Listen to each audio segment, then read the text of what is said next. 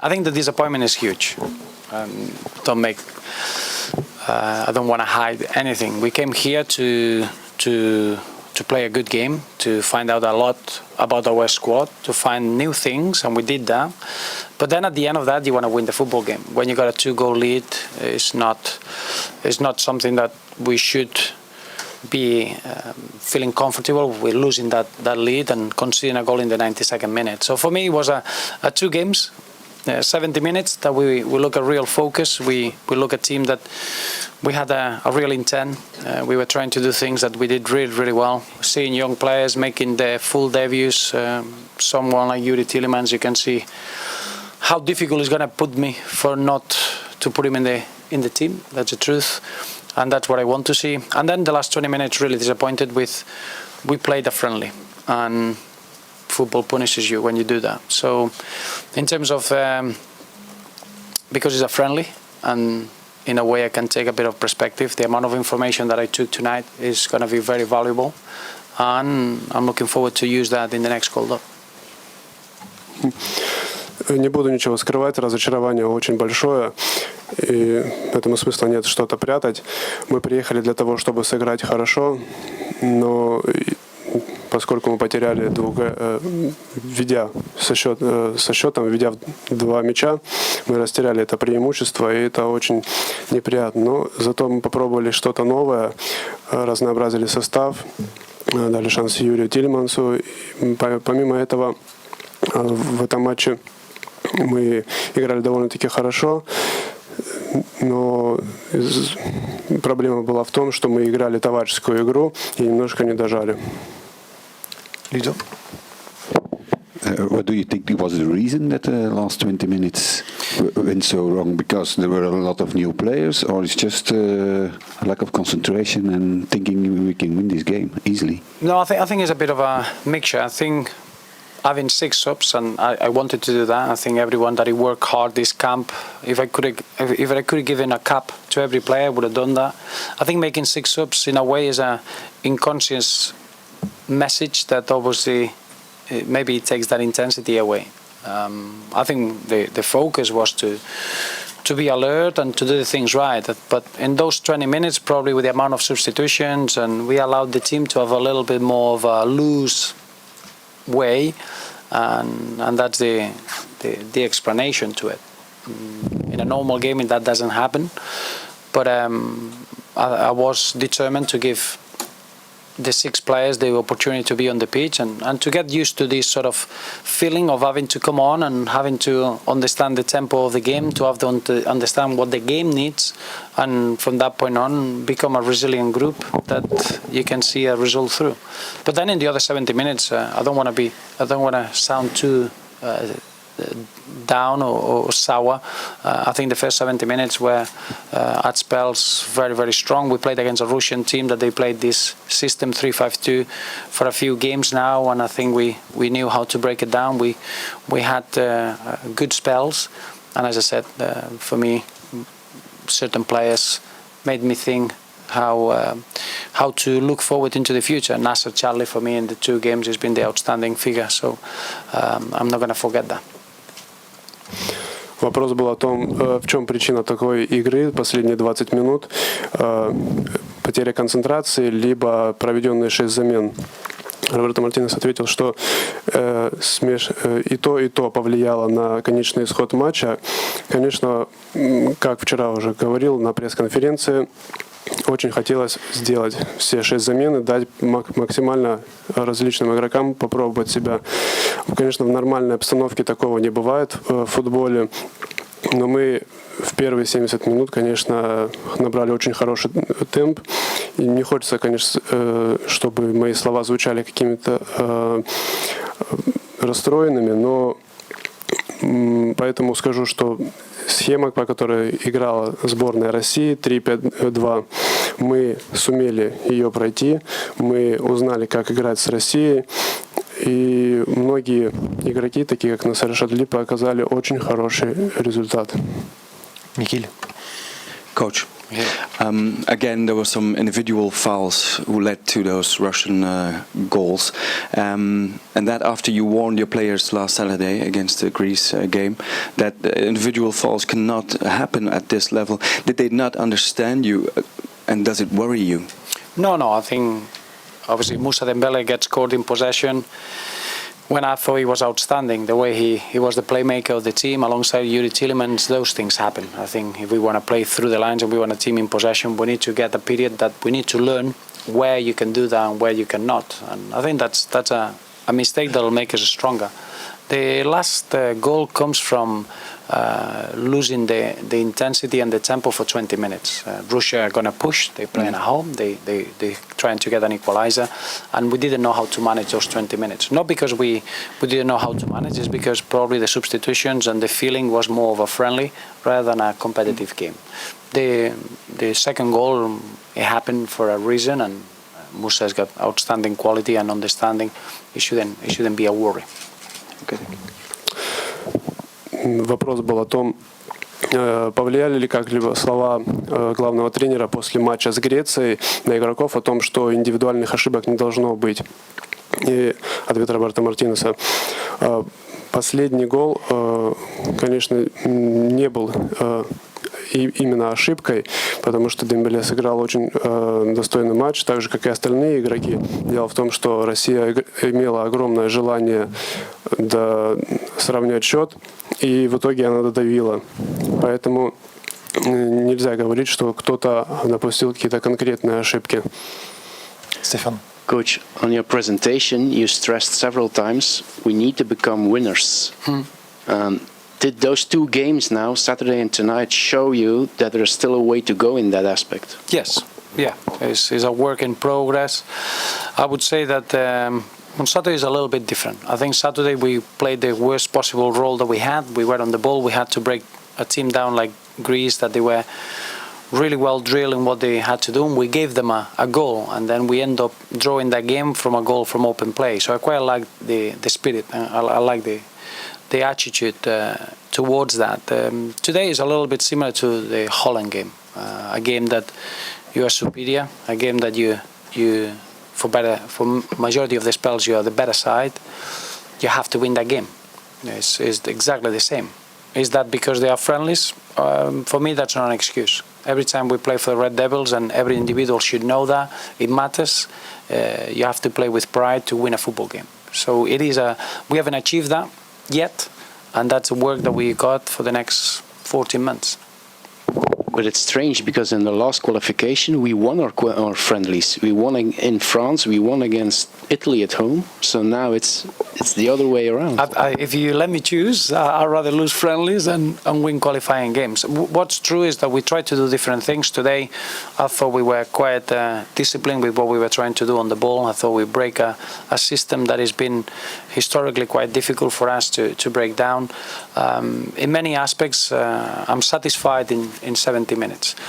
The mentality of accepting that is a friendly, and maybe you don't have to win the game. That's what we need to improve and get better. Вопрос был о том, что Роберто Мартинес, не я, так тренер, сказал, что в субботу, конечно, был совершенно другой матч с Грецией, в котором сборная Бельгии позволила себе пропустить, но в то же время отыгралась. Здесь же игра с Россией была больше похожа на игру со сборной Нидерландов. И так же, как с Нидерландами, была такая же атмосфера. Далее последовал вопрос, что раньше команда выигрывала сборной Бельгии. Что же случилось сейчас? И Роберто Мартинес ответил, что я бы предпочел выигрывать квалификационные матчи и проигрывать товарищеские встречи. Но футбол есть футбол, и первые 70 минут они, конечно, очень порадовали, и психология в команде сохраняется довольно-таки позитивная, поэтому нам нужно дорабатывать, дожимать и внушать себе, что мы победители. Okay, do the Russian. Last one for the Belgians. Последний вопрос бельгийских СМИ. Coach, Yuri Tillemans and Thomas Fouquet were for the first time in the starting 11. Are you happy with what they show you tonight? Very happy. Very, very happy. I would go even further. I don't think they deserve to be in a drawing side. They should have been in a winning side. I thought Thomas Fouquet is a player that he brings a very specific way of playing. He's a profile that is developed over the seasons at his club level, and I think that's very helpful for us. Today he had a specific role and he did it extremely well defensively, and then I think offensively he'll get stronger by being with these sort of players. Yuri Tillemans is a different case. Since the first day that I saw him train with the under-21s, I felt that he had something special, and from that point on, just working with the A team, he's become someone that is making it very, very difficult to leave him out of the starting 11. That's how well I saw him in the game. Вопрос был о Томасе Фоке и Юрии Тильмансе, насколько их игра удовлетворила тренера. Конечно, они абсолютно показали игру, которая заслуживала внимания и восхитительно сыграли. Но, к сожалению, они должны были бы выиграть, а не быть командой, которая сыграла в ничью.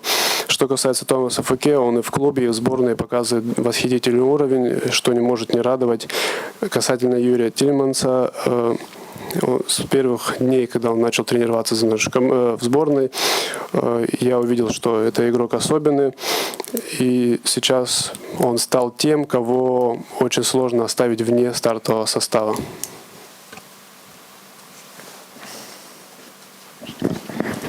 Здравствуйте. Обычно тренеры избегают ответа на этот вопрос, но могли бы вы все-таки сказать, кто вам понравился в сборной России, выделить каких-то игроков, если такие есть, сделать одолжение, все-таки ответить на этот вопрос, хотя обычно на него не отвечают. Спасибо.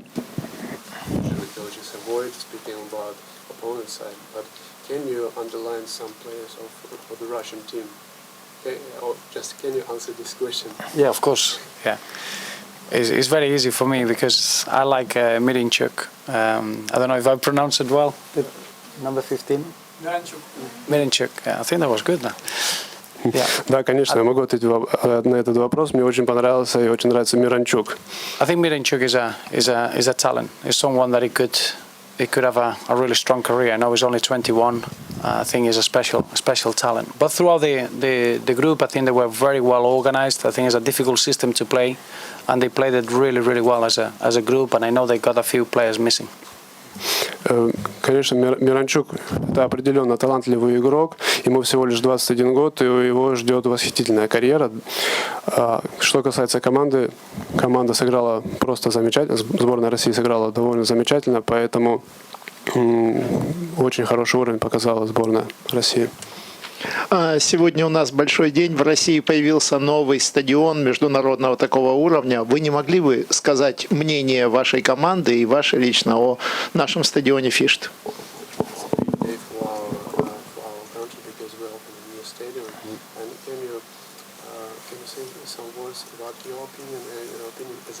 Yeah, well, first of all, thank you for the question because I wanted to express myself towards that. I think the hospitality in Sochi has been magnificent since the day that we arrived. I think you can start getting the feeling of the big tournaments that they're coming along, Confederations Cup and then the World Cup. And I must admit, I think the facilities are terrific, and the pitch, I'll go as far as say that this is the best pitch I worked on in the last 7 years, and everyone who's been involved in a project like this deserves an incredible congratulations, because it's the first game and normally you expect little things not to go along and not to be right. The pitch has been magnificent. Конечно, спасибо за такой вопрос. Для меня будет очень легко это сделать, потому что с первых дней, как мы прилетели в Сочи, нам оказали несравненное гостеприимство. И я должен заметить, что за последние 7 лет это лучший стадион, на котором мне довелось работать за все это время. Абсолютно все участвуют в том, чтобы сделать что-то хорошее, и чувствуется, что большие соревнования, такие как Кубок Конфедерации, приближаются, поэтому хочу выразить свои поздравления. Это просто замечательный стадион. И замечательное поле, так же, как и все детали этого стадиона. Okay. And the last question. Большую часть матча, как минимум первый тайм, ваша команда очень много атаковала именно левым флангом. Вы изначально понимали то, что именно в этой зоне у сборной России проблемы, так как там играет Александр Самедов, который большую часть играет именно в атаке?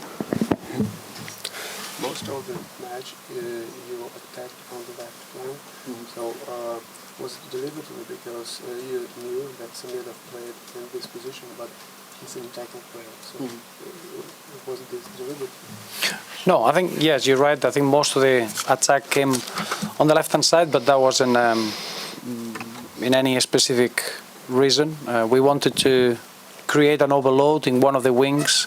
Sometimes we did it on the left, sometimes we did it on the right. Maybe we did it out of 5 attacks, we did it 4 on the left and 1 on the right. But we tried to be a little bit balanced with our attack.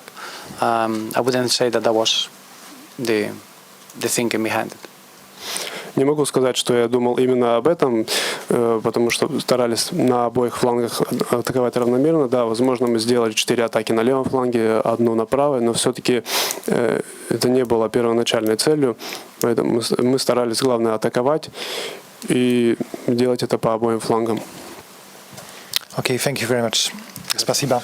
Thank you. Спасибо. Do you want to get the last one? Have you got a question? Last one. Come on. Okay. Yep. We're gonna miss the flight, and I'll blame you. Спасибо большое. Если пропущу рейс, будете виноваты вы. Извините, если что. Вопрос такой, очень простой, коротенький. Хотели бы вы сыграть еще раз со сборной России, но уже на чемпионате мира, и что бы вы поменяли в своей игре, чтобы добиться положительного результата? It better be a good question, huh? Sorry, beforehand. And would you like to play with Russia again at the World Cup? And what would you change in your play? Well, I would love to play against Russia in the World Cup because that means that we are qualified. So Russia are qualified, and I know it's going to be a terrific World Cup. But we would love to play Russia if that would mean that we are qualified. Yeah. Я бы с удовольствием бы мы сыграли со сборной России, потому что это бы значило, что мы прошли на чемпионат мира, потому что Россия уже участник чемпионата мира, поэтому с большим удовольствием мы бы с ними сыграли. Спасибо. Спасибо.